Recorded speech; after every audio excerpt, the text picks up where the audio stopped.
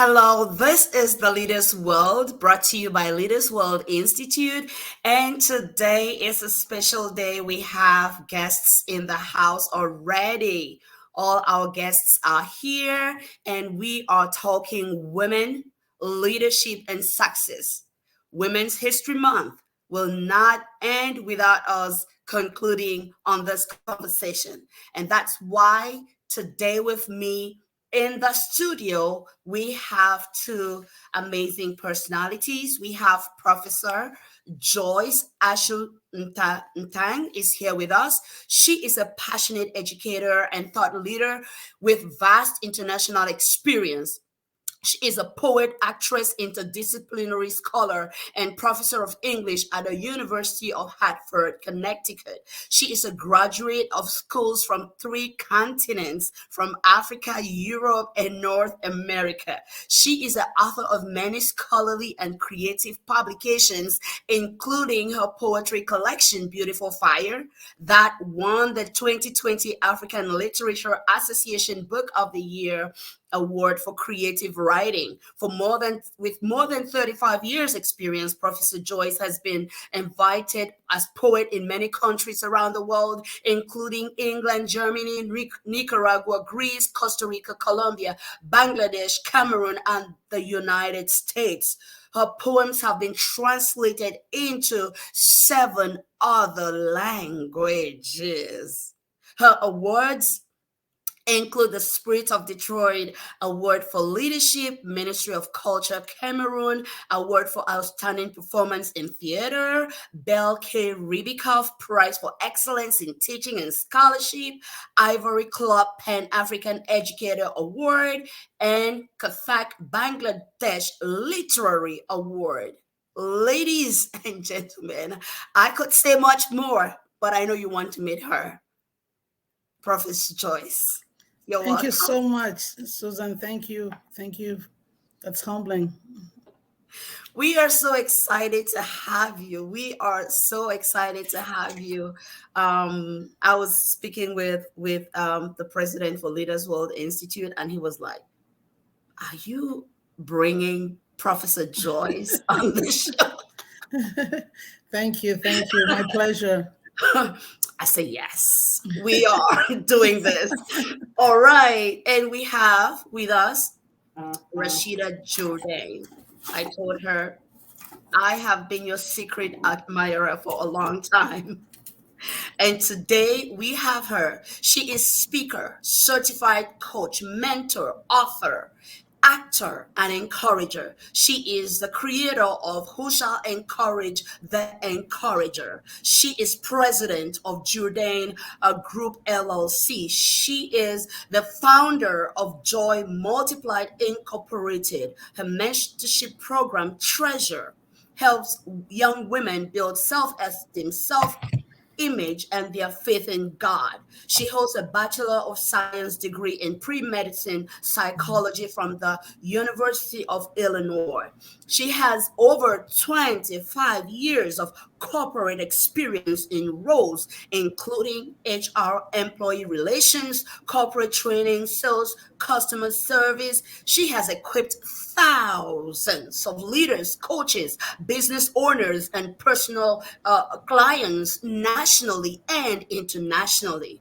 Rashida's work has been featured in commercials, in print arts, in industrials and film projects. And in 2017, Rashida received the prestigious John Maxwell Culture Award for leading and lifting others by the world-renowned expert John C. Maxwell.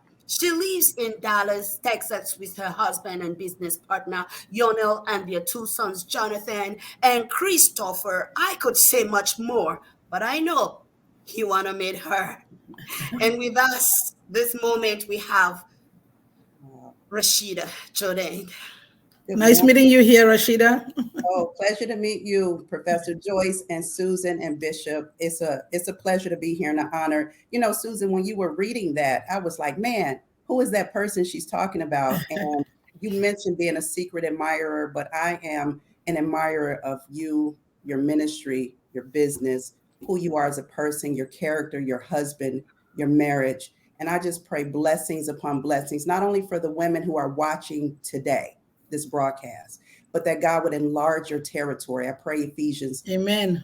Blessings on you in Jesus' name. So thank you for having me. It's an honor. Thank you. Thank you so much. Thank you so much, Rashida. Thank you, Professor Joyce. And we are here to talk women and leadership. Ladies and gentlemen, listen, if you've not shared this, you want to share it.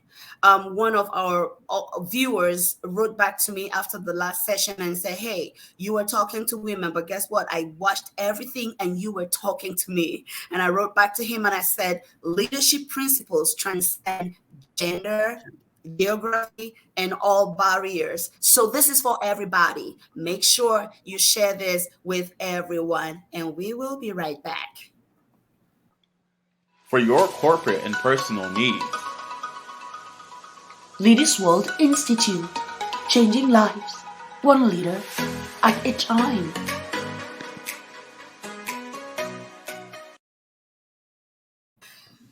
Well, my question right now is, should we really be having this conversation? Why am I asking this question? I have been working with women for more than 18 years. I even worked as an administrative staff with the Ministry of Women's Empowerment and the Family in Cameroon as well. One time when I was just starting my work with women around 2004, I met this woman. She was a leader in somewhere. And I was talking with her about this women's stuff I was doing. And then she told me, you know what? There is no such thing as women's ministry. It's just ministry. And I was like, interesting perspective. Professor Joyce, should we be having this conversation, women, leadership, and success? Yes, yes, yes, and yes. And one of the things about womanhood, especially African womanhood, is that we grow up doing a lot of things, but we are not intentional about it. Intentionality is the key word here, that now we are setting out to do it as a goal. My mother was a leader without knowing she's a leader, and that is why we have to talk about it if we have to get specific results. So we have to, yes. So the short answer is yes, because we have to be intentional about it. Wow, thank you so much. Intentionality is key here because we are now targeting specific results. It's not about going about everything and not understanding what we are doing. We will be intentional about it. Rashida, should we be having this conversation? Absolutely, yes. All day, every day. Because as Dr. Joyce said, we not only need to be intentional about it, women have different strengths. They have the ability to enhance anything that they're given. I think sometimes when we step back, we don't realize that all sheroes are not wearing a cape. They're not always in the public eye. And so when we have these conversations, whether it's in women's ministry, women's organizations, women groups, what we're doing is collectively recognizing our values together as women. I think about just even when God created man and woman, he blessed them together before he even created and formed. And women have the ability to touch and enhance and enlarge anything that they're giving. You think about it. I mean, if you give me groceries, I'll give you a meal, right? I'll make you a meal. You give me a house, I'll give you a home. Women have the ability that if you give us seed, we'll give you children.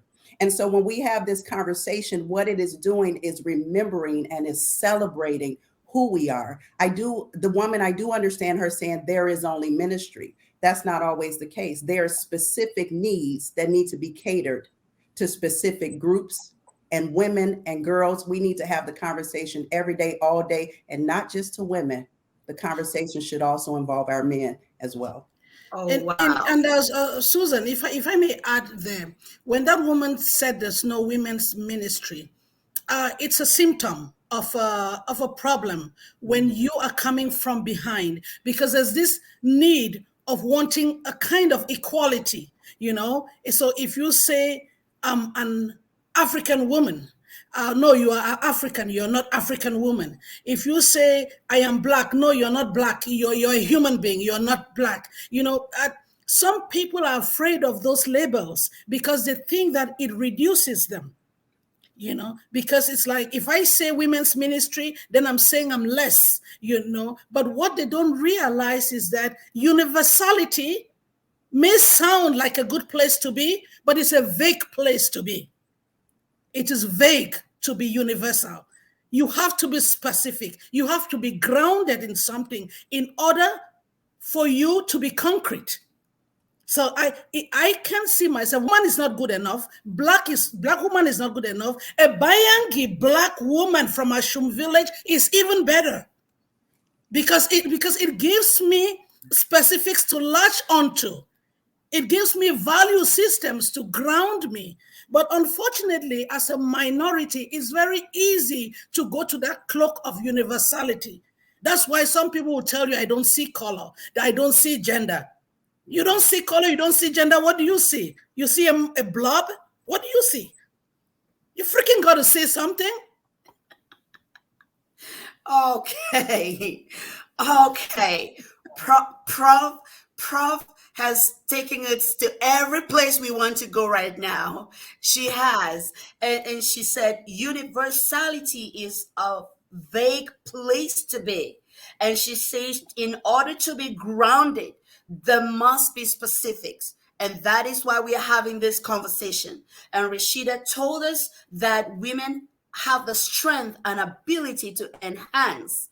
And everything that we touch, we are able to enlarge. And now collectively, we are looking at our values and how to make better everything we are doing. Rashida, what is your view on women's contributions into this world? Oh, our contributions into this world, just even in the last century and beyond, have exploded. But let me just back up, because I always go back to the point of origin. I mean, as a believing the word of God in the creation, God said when he created man and gave him reign and rule, he blessed both of them. He made two models, male and female. Okay, but he said it is not good for man to live alone. And usually in the church, we only identify that in the context of marriage. But think about what our sovereign, wise God said. It is not good for man to be alone. I will make unto him a helpmeet, a helper. Yes, we're talking about a wife, absolutely. But he was meaning that he was going to give him the portion of himself.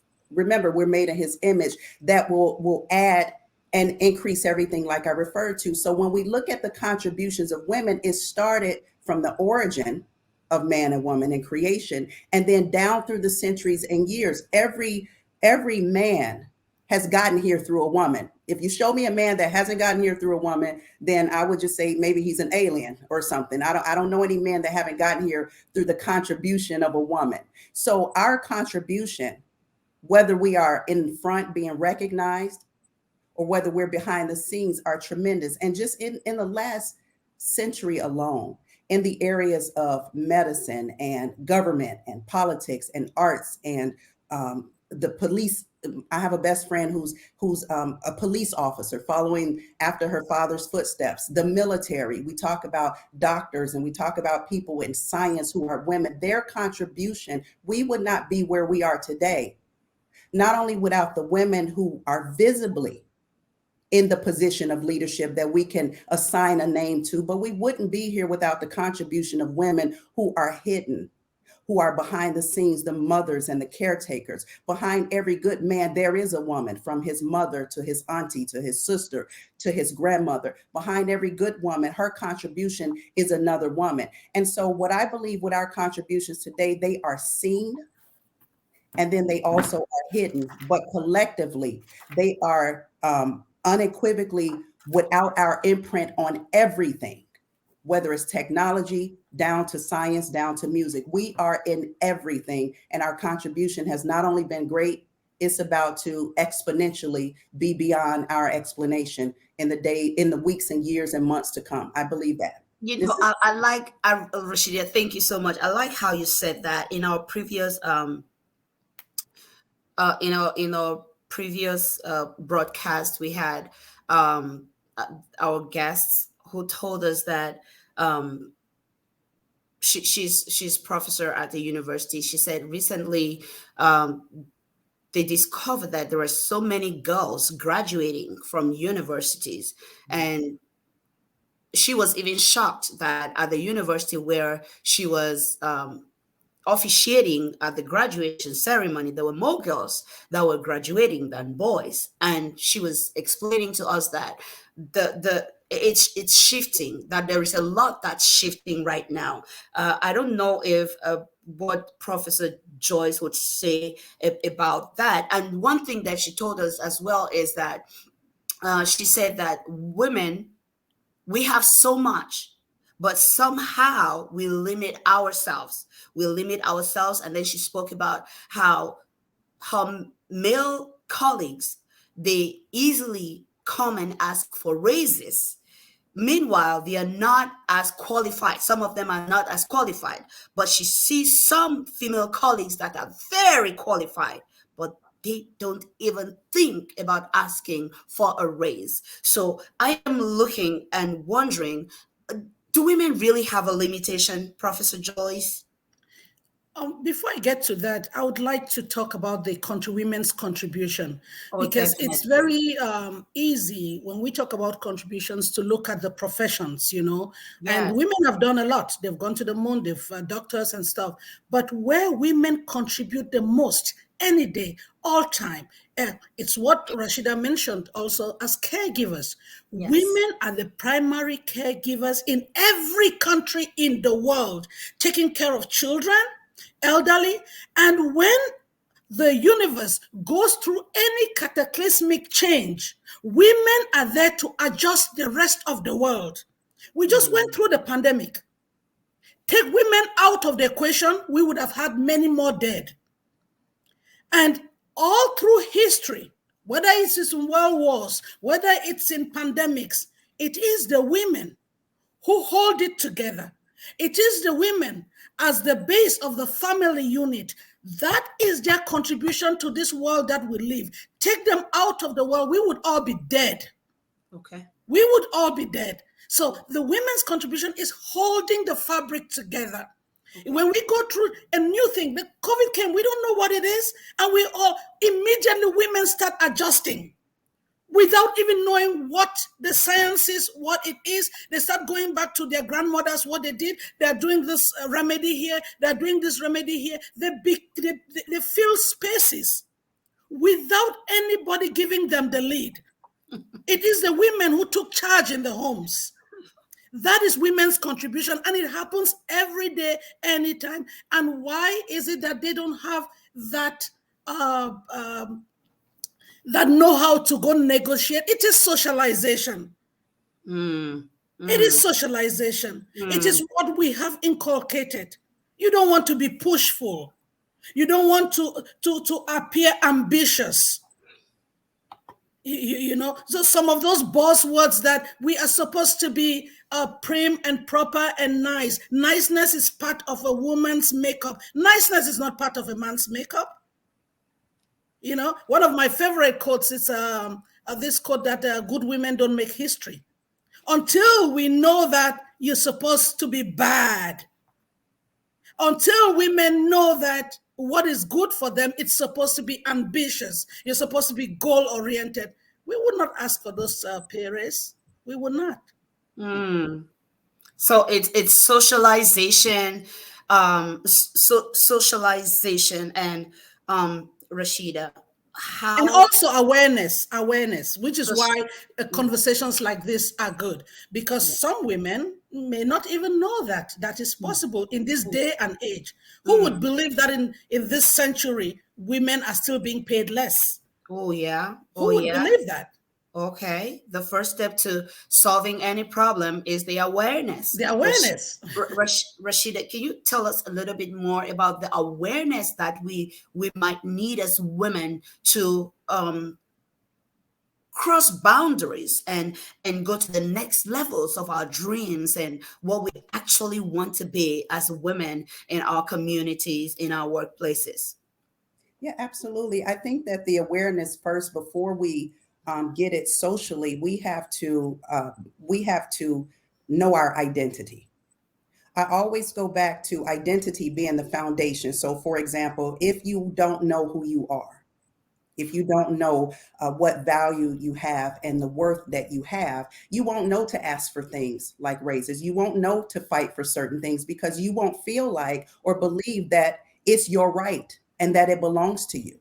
I think that also in the instance of what we can do to fight for our dreams, a lot of times I do agree that our social limitations, how we were raised, sometimes you are raised in the shaping and the imprint of your family. And so you are just carrying on traditions and carrying on rituals and just kind of going on with business as usual without really understanding that you are uniquely made. There is not another woman like you. There will never be another woman like you.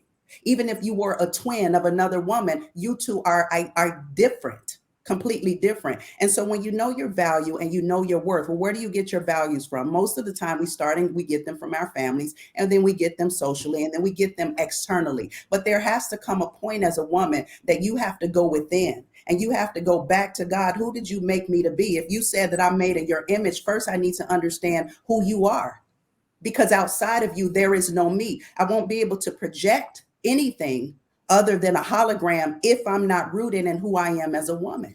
And I think that socially, we also look to celebrities and we look on TV and we look at who is celebrated in our worlds. We look at the leaders that have the camera in front of them.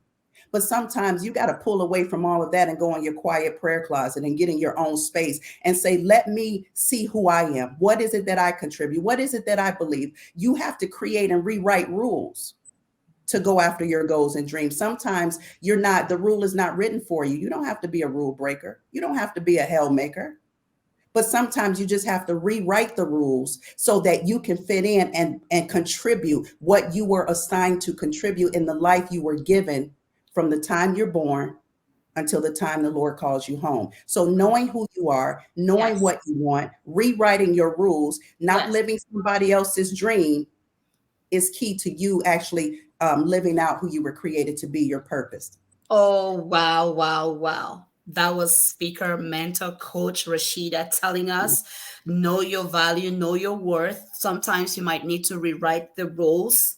Sometimes you might need to, definitely go back within and know who you are as a person. How can women be more assertive, Professor Joyce? How can we be more assertive? Is being assertive positive or negative?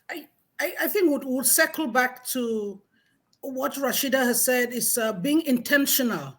But we have to acknowledge that a lot of us are products of insecure leadership from the house. Ooh. A lot of us, a lot of homes, because these homes were being projected or framed via different values. For example, in the African household, respect of elder was a key. And because of that, children did not have voices. And because you didn't have voices, you were not empowered. I was fortunate that I had experience with secure leadership. My father in particular was very secure and I don't think he would have termed himself secure. It was his way. I remember when I was 20 years old when he got appointed to a position, and in the manner of Cameroon, he believed that he had that position because a minister had intervened for him. So he wanted to do a thank you letter to that minister. And he came to me. It was a government minister. I said, could you do a draft of the letter? And my mother thought he was out of his mind. You're asking this child to draft a letter? Years later, I understood what he was doing. He was empowering me. He had realized that I loved literature. I loved writing. It was a way of giving me the nod, Of course, I did my little draft. I don't think that's it. He definitely worked on it. But that secure leadership, that it empowered me. It gave me a voice. A lot of us grew up in environments where we are not empowered. So when Rashida says, rewrite your rules, and that if you are not intentional about it, you can do it. You're not empowered to do that. You're not empowered to think that you can be innovative. From the house, you can talk. Children are supposed to be seen, not heard. We can ask questions. You cannot be right. A parent can tell you sorry. You know, so those are the things. And we think leadership is out there when somebody's a director of government. No, your mother was a leader, your father was a leader, and the way you were raised makes you used to certain kinds of leadership. So when you go to a workspace that you're just receiving, that's what you're used to. You don't know that you could be empowered. There's no delegation. Nobody's telling you that do this. Nobody is telling you that you're smart. I grew up in a home where my older sister can just come and say, I hear you guys are smart in this house. Now spell this Ovaltine. And she'll just be giving us the little words around the house. That empowered us. You know, it means that, okay, we can show off our little knowledge. We'll spell sugar. We spell this. We spell that. Honestly, it starts from there. And she was leading and empowering. Yes. Your sister. Yes. And so that is, when I look back, that is what I noticed, that we come with baggage. And that's why I'll keep circling back to intentionality, so that you can go back to the drawing board. Yes. To say, what do I want here? How can I do it? We grew up in societies where we just roll. You just roll. Everything is coming from the outside. Wow. You know, everything is coming from the outside. You are not charting your agenda. Wow. Thank you so much, Professor. I know you're watching right now. Let us know you're there. Engage with us. Put in the chat, #intentionality is key. #intentionality is key. And I'm coming to you, Rashida. How can women be more strategic in owning their own futures? Because there is a time when we can blame others for our circumstances, but hey, don't we grow up? Don't we take responsibility? How can women in every sphere, in every scope of life, be more strategic? Because the future is looking really bright for women, and there are opportunities that are opening in every field, in every space. How can we be more strategic in owning those futures? Yeah. You know, when I think of strategy, which the origin of it is a military term. Okay. So when you think of strategy and you're thinking about how to execute a plan or a vision, we like to just kind of jump in and start going through the list of what we need to do. But I recently I was thinking about Solomon, how he approached King Solomon, David's son, how he approached the kingship that God had given him. King David, one of the greatest kings in Israel, his son Solomon ascended to the throne. And when Solomon received the throne, he didn't just say, well, let me just do it how David did it. What he did was God came to him in a dream, and the Lord said, well, ask me what you will. And he asked God for wisdom and an understanding heart to lead his people. What Solomon understood at that time was that I cannot do this without you. There is no me without you. These are your people. See, we're talking about strategy. And the first thing he did was he went to prayer, and he went to God to ask God for a strategy to lead his people. He asked him for an understanding heart. So you asked me about how can women be more strategic? I'm going to start with prayer. Okay. Because there's something that you cannot get in and of yourself that can only come from God. He can download and deposit into your spirit, into your mind, into your soul, into your being, a strategy that is not written in books, that is not something that your predecessors did. You need a fresh irrigation from God, the mind of God. Back to that inner space within. That space within. So prayer. Yes. Secondly, I think that when you approach leadership from a place of humility, that you don't know everything. Not a place of pride, not a place of title, but that you don't know everything, then you will invite people in a multitude of counselors, there's safety. So how can you be more strategic? Bring in counselors, bring in people who are not only advanced and good at where you're going, but who also are people that can pray, and people who are wise, people who are resourceful, people who are creative. Dr. Joyce and myself have been in the creative arts. Some of the most innovations have been made by creativity. So surround yourself with people. Iron sharpens iron. The only thing that can cut a diamond is another diamond. Wow. Surround yourself with people, learn from others, humility, ask, go back to that inner space, prayer. Professor Joyce, how can women be more strategic in owning their futures? I'm going to say something that all the God people should forgive me, because you are forgiven by all the God people. Prayer is good, but the things of religion can also trap us. Yes. Okay. If you don't understand them, because the same God that some pray to, they allow that same God to shackle them. You see that?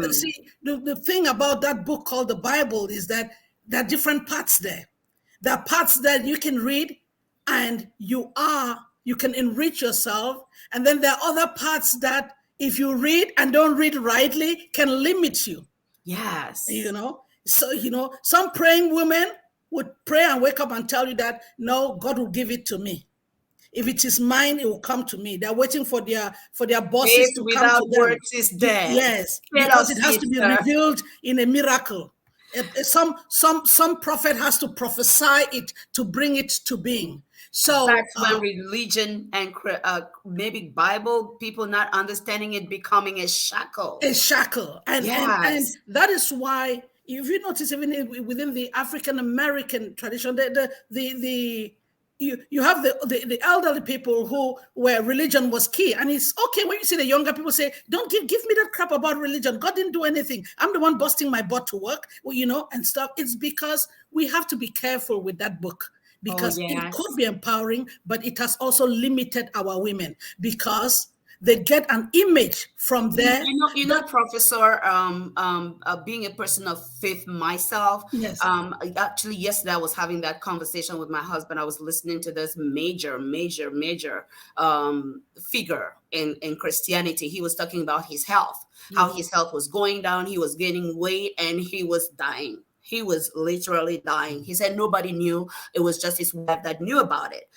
But he had to now take responsibility and start eating right, exercising. Now he looks really good. He has lost a lot of, shed a lot of whatever was bothering his body. So he was talking about how if people don't understand the message of faith, it becomes a problem. This is a faith ministry. So I was telling my husband, I said, we need people like him to say more of these things, because the messages some of us have preached have become the stumbling block in people's eyes, not because God is the problem, because people's interpretations of the message was not balanced, was not in a way that people could receive it in empowering ways. And we are not going to delve more into that, because we know that some of the motives for why some people do some of those things, we don't want to have that stretch of conversation here. So Professor, we are talking about how women can strategize. And so I want to go to foundation. I want to go to that spiritual. It is key. What I just want to make sure is that let us not mistake it for a particular faith, a particular religion. Women are spiritual beings. When Rashida keeps going to the beginning, if you go to the beginning of the Bible, or if you look in our physical self, I always say that every woman with a womb is a god. We are spiritual beings. And so you need to connect with that space. You need to be able to come to that self to say, who am I? What am I doing here? Yes. What is my purpose? Yes. What is it about me that I am supposed to live on this earth? Yes. What is it? And sometimes you don't have to go too far. Start where you are. Are you satisfied? Are you being your authentic? I was reading Miles Monroe's work of blessed memory, and he said, God hid your destiny in a place that you can't miss it within you. Correct. Are you your authentic self? Yes. And then you start strategizing from there. There's something that we were told. My father told me, and I know many fathers, especially in Africa, told their daughters, education is your key. Education remains our key. It remains our key. You need to be informed. Education is good for women, not just because it gives you a source of income, but it empowers you. You're able to learn how to learn. Okay. Until you are effectively educated, that you can learn how to learn, because information changes, your needs change. And in order to keep walking, in order to be current, in order to be able to meet any information gap, you need to have that ability to learn how to learn. Wow. Once you have that ability, you can strategize any day, anytime. Then I can go look for books by Rashida, because I know that if I read those books, she has taken the time to put it in one place so I could learn from it. Wow. But if you have not learned how to learn, you cannot even go in search of information to fill a gap. Wow. There's a way in which you may start thinking, oh, okay, like me, I have a PhD, so I'm done. I've reached the pinnacle. Hell freaking no. A PhD is in one little small area that you wrote a dissertation on. There's the rest of life that you don't have. Right. So we are looking at ensuring that you're strategic with how you learn. Yes. Learn how to learn. Education changes. You said information changes and our needs change. So we have to know how to learn how to learn. I'm coming to you, Rashida. How can we be authentic in our leadership as women? Oh, that's a great question. Authenticity is a value that you have to decide to be a part of your life. Authenticity is, I often think of the difference between transparency and being translucent, right? Transparency, you can see through, but translucent, you'll run into pockets and shadows. Okay. So when you make the decision to be authentic in your leadership, that means that you are fully aware and you embrace and you understand your strengths, your weaknesses, your failures, your losses, your mistakes, your insecurities. You have a full awareness of that within you. So therefore, you can sit into a space with other women, understanding that they also share the same strengths, weaknesses, challenges and insecurities. We can become more authentic when we're honest with ourselves. I think if you want real help, you have to be real with yourself. You have to be honest with yourself. I think you have to be honest with other people. There's a colloquialism where I grew up in Chicago on the West Side and all over. They say that real recognizes real. And I think that is true, that real people who are authentic recognize other genuine and authentic people. And guess what? Fake people also recognize real people too. So a lot of times they don't want to invite you into circles because you will challenge their fakeness. Okay. So when you decide to be an authentic person and be honest with yourself and sit with people and be honest with people and be teachable and learn from other people, I think that will not only show out through your leadership, it'll show up and build relationships, from your friendships to your families, to your marriages, and to any other relationship that you touch. Thank you so much. How can we be authentic in our leadership, Professor Joyce? Central to being authentic is building trust.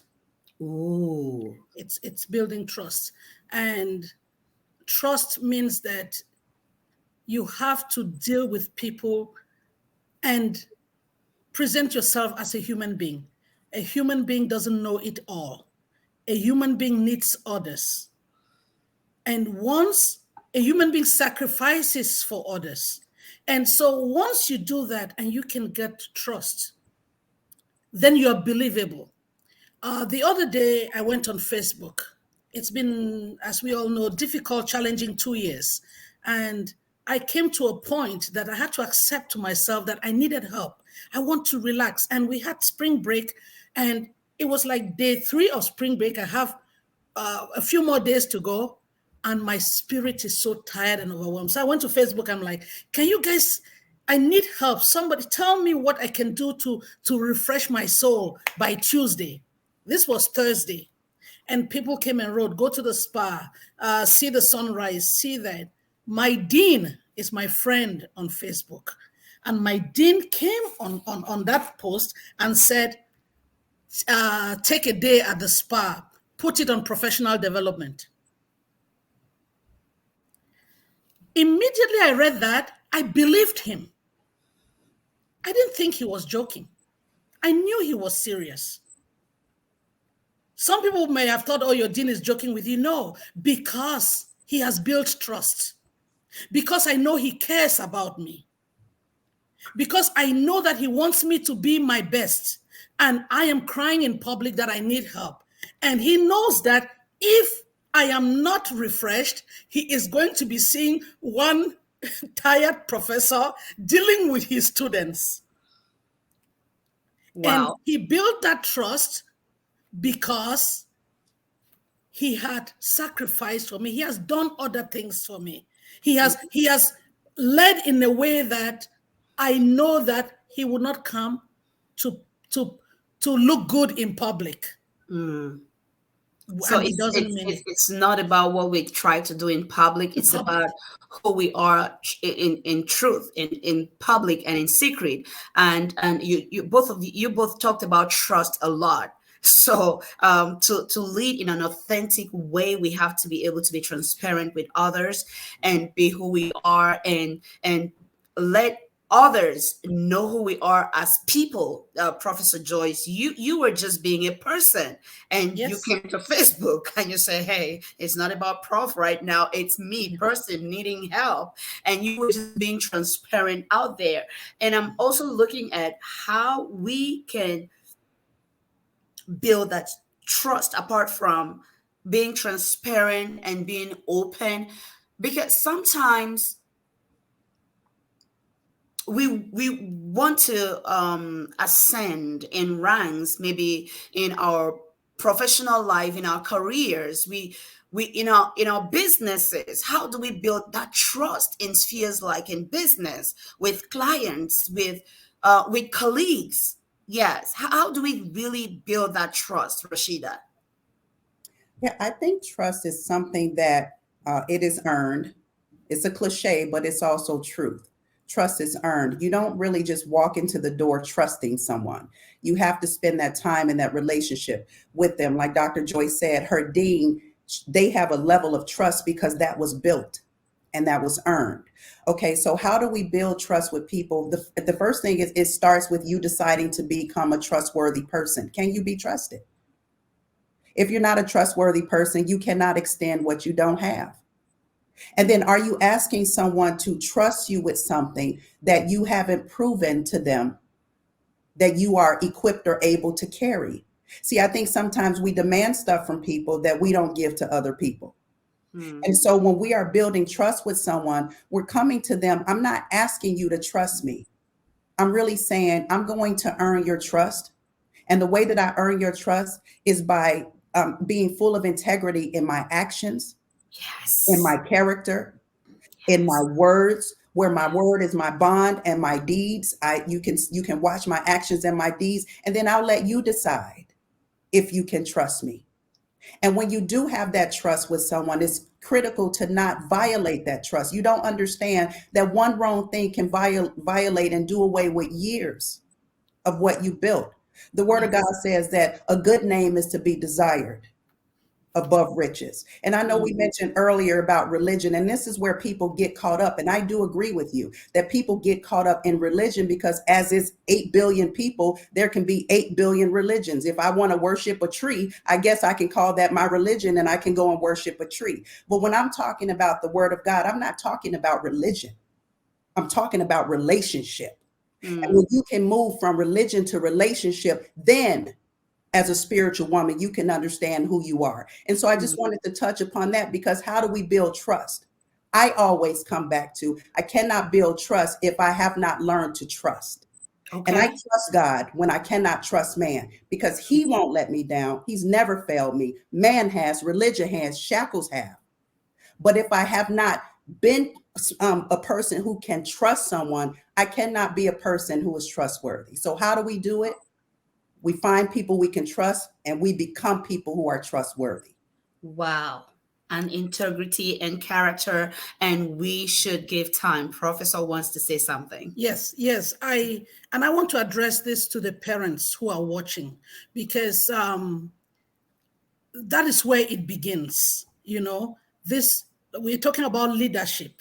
It starts from the home. This trust we are talking, this integrity, as kids, the times when something is missing or somebody has broken a glass, and they come, who has broken this glass and stuff and all that. And then a parent will say, just tell me, I'll not do anything. And then the child says that it's me. And then you go ahead and beat them. They're not going to say the truth the next time. They're not going to say the truth the next time. Yes. So this integrity, being open, but also doing things the way you expect them to be done. Right. Doing things the way you expect them to be done. And when we're talking about being authentic selves, it's very easy, cliche authentic self. It is difficult to be the authentic self because we live in a world of facade. So we need to keep projecting who we are not. It is sometimes very difficult to project who we are because of the image we have of perfection. And if that authentic self is not what is real. So that's why people will say they know things that they don't know and fumble. You come to your workspace. Could you tell us about this? And then you start, that you don't know, instead of saying, can I take a day or two to prepare? And we know that wouldn't last. That wouldn't last because we are looking at building to last. And if we want to be authentic, it's about acknowledging our weaknesses as well, and knowing that nobody's perfect, and we can actually learn and grow from the places of our weaknesses. So that's what we are saying, Susan, here. Let me just say something here. I know somebody's writing here about vulnerability, and I want to tell a story how that helped me as growing up. My dad used to, God bless his soul, used to bring his pay slip to show us. It's like, this is how much I am earning. When he was paying, at the time he had taken a car loan. He says, they're taking part of my money for car loan. He showed us. By the time he was done, I didn't understand where money was coming from to send us to school. So I would tell him, I said, Papa, don't give me now. It's okay. I can go to school. You can send me money later. And he would be the one begging me to say, no, it's not that bad. But that's because he allowed himself to appear broke in front of us. But some parents, they want to appear like superheroes. So you're hiding the truth from the children, and that's how the children don't know. And that is why sometimes people wonder why single parents, especially single mothers, are so successful with some of their children. You know why? Because take the father out, there's a very close relationship, and the children know firsthand how hard their mother is trying, and they're able to work together. Go ask Obama, go ask Bill Clinton, they'll tell you that. Wow, thank you so much for sharing that. For listening to us, I'm just like, wow, this cuts across to the family, to the business places, to meeting strangers on the street. And it's life. It's life. It's either we are doing life or we are not doing life. It's either we are leading in an authentic way or we are not leading in an authentic way. And today we are talking women, leadership, and success. The question that comes to my mind is, to be able to be where you are, doing what you're doing, adding value, because leadership is all about adding value to others. It's about bringing people from where they are to and helping them to find where they want to be and helping them to be on that track to where they actually want to be. That's leadership. So being in the front and leading, that's what you are doing, Rashida. That is what you are doing, Professor Joyce. What experiences have helped you believe more in your ability to make a difference? What experiences have helped you to believe more in your ability to make a difference in the lives of others? Because we might have a woman that's watching right now and she's like, I don't really know who I am. I don't know if I can make an impact. And you've been telling us that from the cradle to the boardrooms to offices. It's either we are leading or we are not. And you told us, Professor Joyce, about your father and your sister, and it's all leadership in those places that people don't even see. But what are those experiences, Rashida, that have made you believe in your ability to make a difference? Wow. First, it was my father as well. I was raised by my father, and my parents divorced when I was 8, and I went to live with my father when I was 12. And so my father had full custody, so I was the child that went to visit her mother every 2 weeks. So my life was a little bit different. It kind of was a life that was similar to not your norm. And my father put the belief in me. He spent the time. He taught me about leadership and motivation. He put the first books in my hand. I watched him build his business from scratch. I watched him sacrifice. I watched us have nothing, but I was able to go to one of the best schools in Illinois and become senior class president in an all-white school, first in the history of the school. So I had a lot of experiences in my younger years that built my self-esteem and my ability to believe in myself. Well, in my adulthood life, it was actually my failures, and it was my losses, because those were the places that I came into contact with me, the part of me that I didn't think that could be there, the person who went through divorce and bankruptcy, the person who went through losses and just entered into things where you're like, how did I get here? I was introduced to me. I was also introduced in those dark moments to God. And then I was able to see that he is greater than me, and he brought me through things. So what happened for me is that those dark places and those failures has sharpened my ability to relate and connect to people in their pain, in their grief, in their losses. My brother and sister were murdered violently in 2017 and 2018. I suffered a miscarriage in 2019. I've stood at more podiums in churches to do eulogies of people that I respected. I've walked with the greats, and then I've talked and walked with the lows. That has actually framed my perspective to be able to give me the experiences I need to be me. For a while, I was trying to emulate people I looked up to. You're taught to do that, right? So, make it till you make it. And you're not even trying to be phony. You're really just trying to just grow up.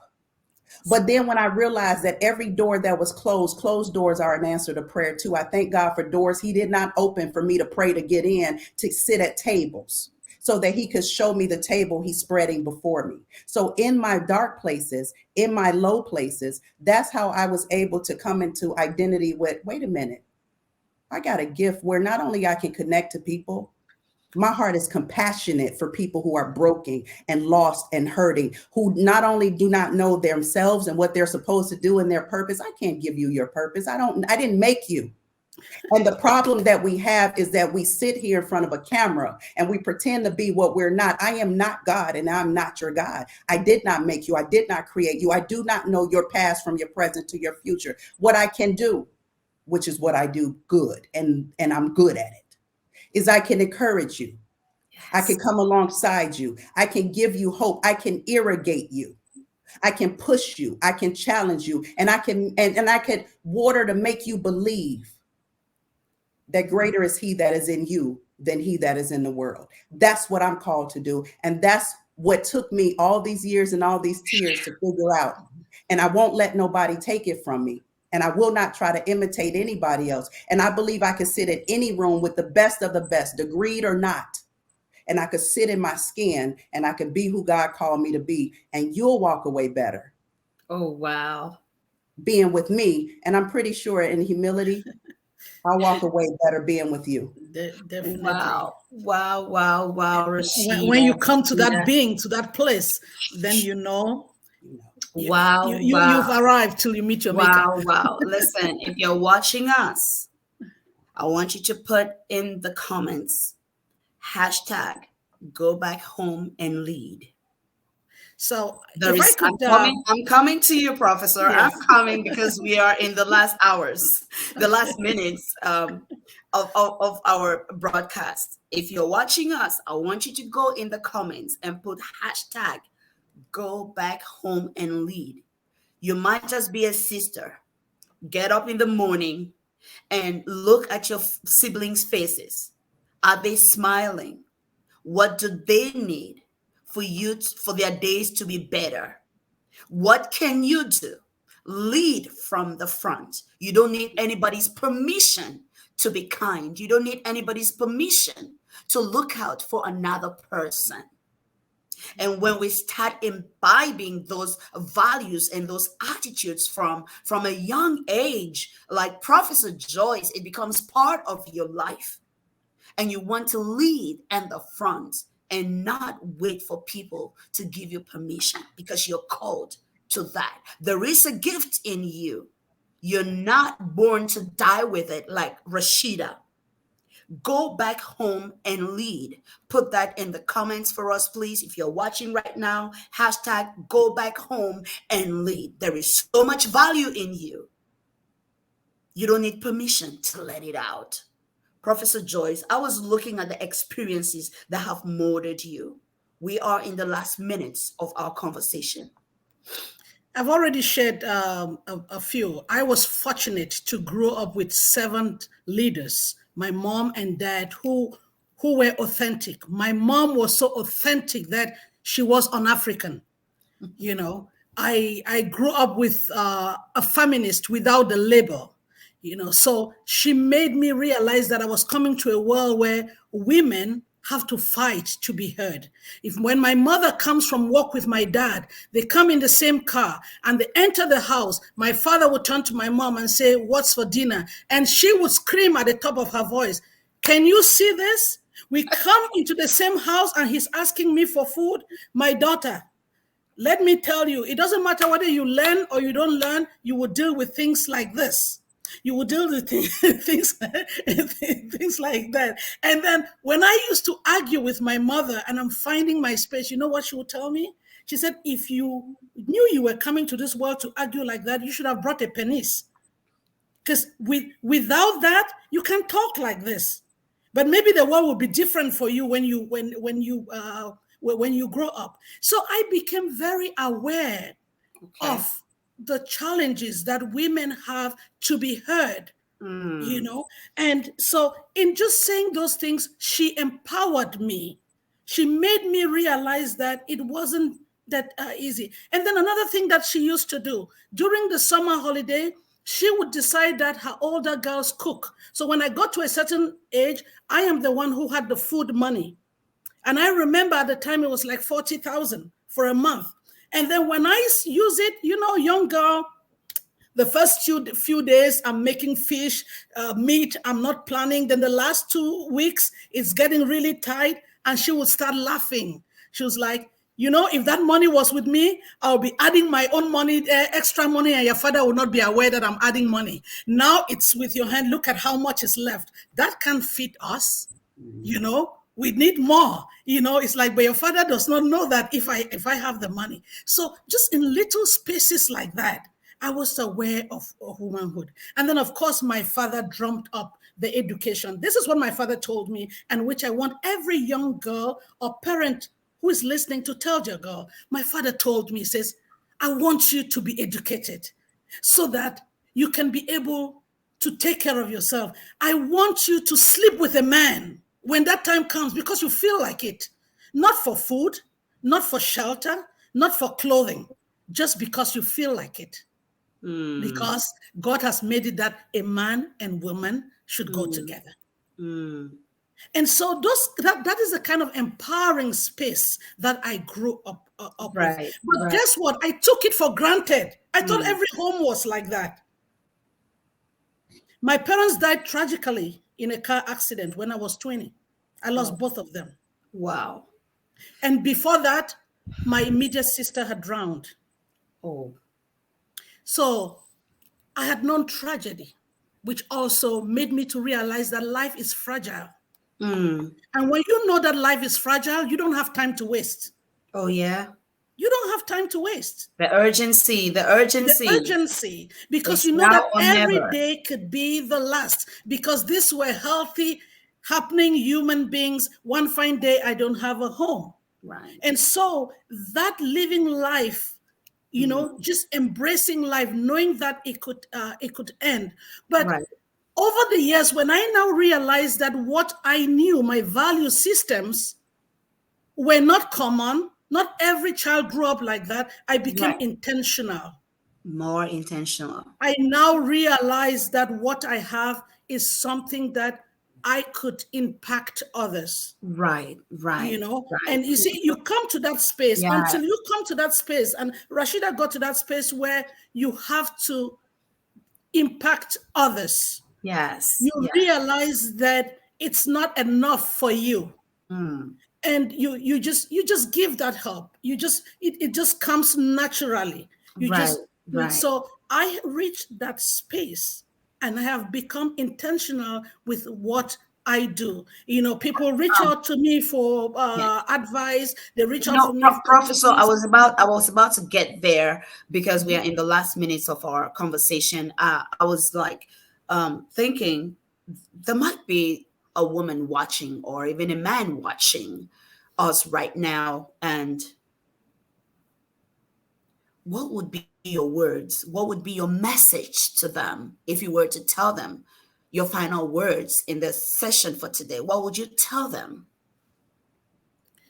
I would tell them, be intentional about living. Life is for living. Life is for leading. Be intentional about it. And nothing is small. Of recent, based on some of the advice, suggestions I had on Facebook, I've started being intentional about chasing sunrise and sunset. If I miss the sunrise, I try to catch the sunset, just watching the sun drop. Be intentional. I dance. I get up and dance to good music and enjoy myself. I'm intentional about helping others. You know, so that would be my message. Life is for living. Live while you are alive. Stop planning for that perfect day. Stop planning that you have to have all this knowledge before you can help somebody. You have all this money before you can help somebody. There's somebody there who needs something you already have, a word you already know. Yes. Thank you so much, Professor. Ladies and gentlemen, that is Professor Joyce Ashuntantang with us. And Rashida, I hate it. This is my worst time of the show. Always. It's like I don't change. Always my worst time, but we have to be respectful of your time. What would be your last words? My last words would be that God loves you. As I'm listening to Dr. Joyce and Susan, I'm sitting here inundated with the love for you that I feel from him, that God loves you. And I want you to know that what he put inside of you is more than you can ever imagine or think. Don't be afraid to do the impossible, to do the unthinkable, whether you're a man or a woman. Forgive yourself. Ask for forgiveness and forgive others. Receive grace. Grace is when you get what you don't deserve. And give mercy. And I also want to apologize to whatever has happened to you in your life. I'm sorry that that has happened to you. The grief, the tragedy, the loss, the pain, the violation, the inequality, the injustice. But I don't want you to think that those things will hinder you. Take them and go help someone else through them. You experience them and you're intimate with them so that you can go and invest and mentor in someone else and help someone else through that.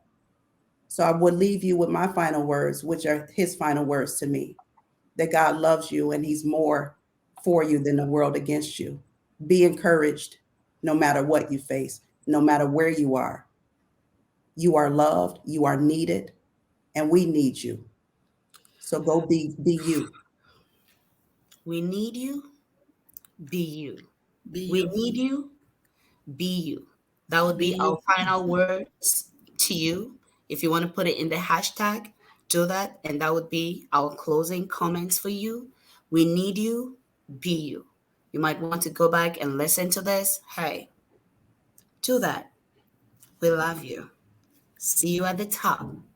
It's been Professor Joyce and Rashida with us talking women, leadership, and success. Thank you so much, Susan. Thank you. Thank you. It's been an honor. I Thank learned you. so much. Love you guys. God And bless we'll you. see you next time. For your corporate and personal needs. Leaders World Institute, changing lives, one leader at a time.